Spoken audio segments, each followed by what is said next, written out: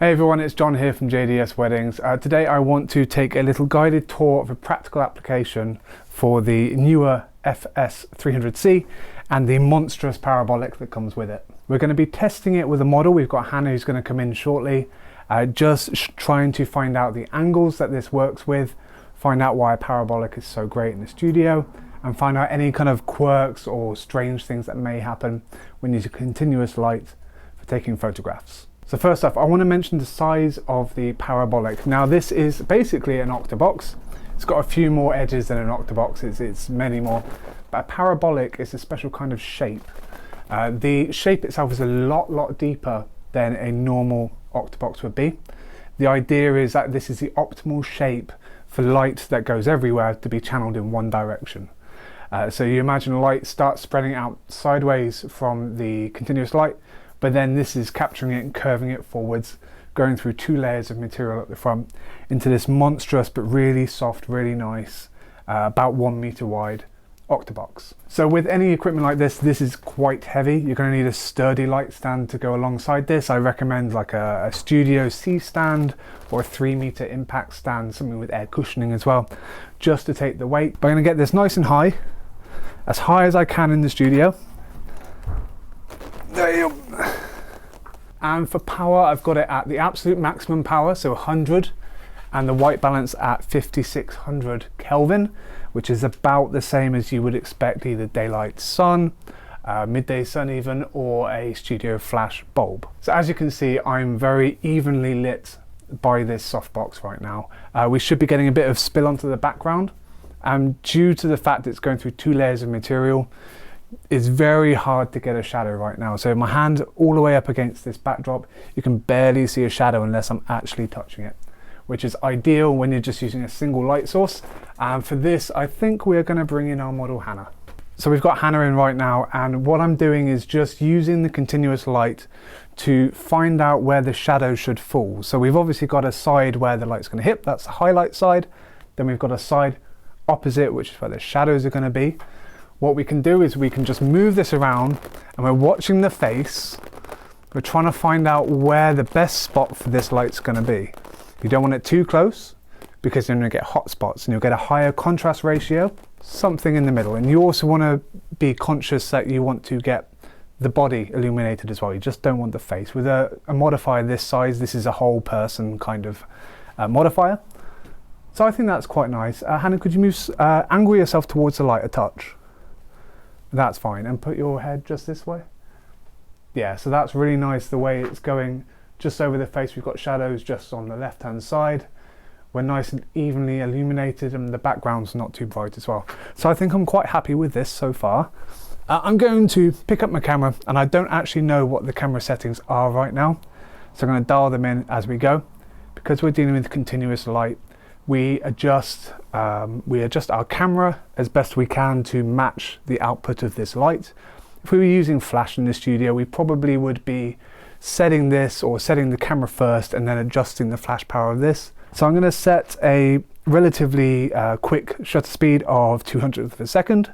I'm going to set my ISO somewhere between 200 and 400 ISO, and hopefully aim for around f2.8, maybe f4.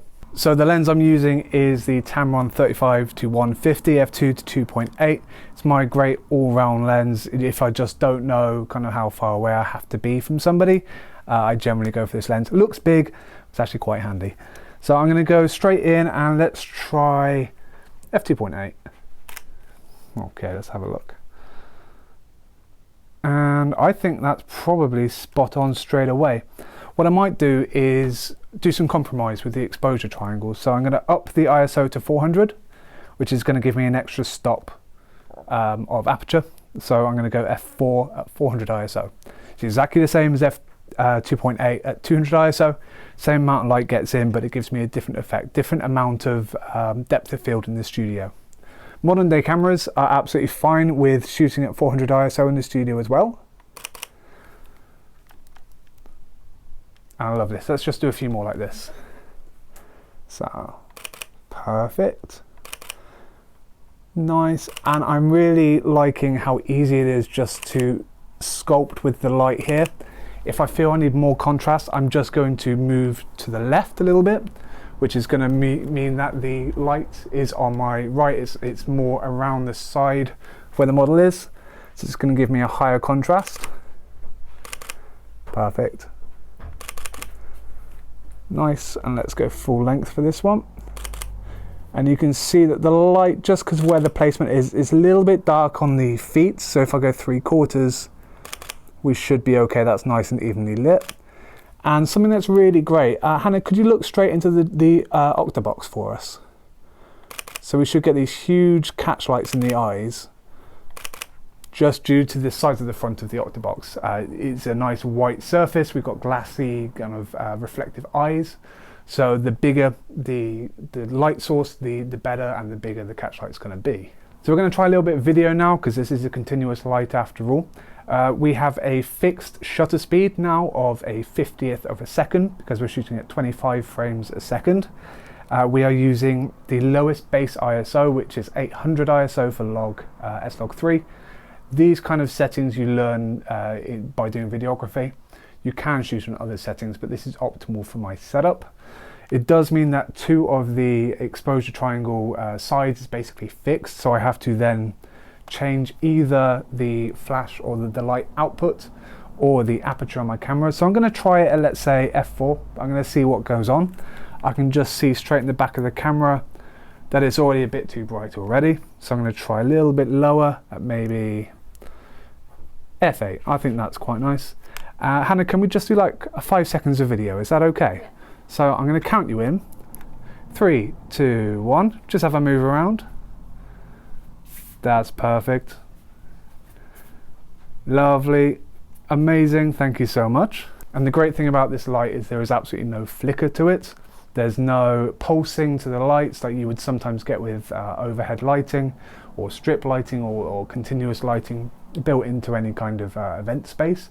This is nice and solid. It's got a high CRI, which is a color accuracy index.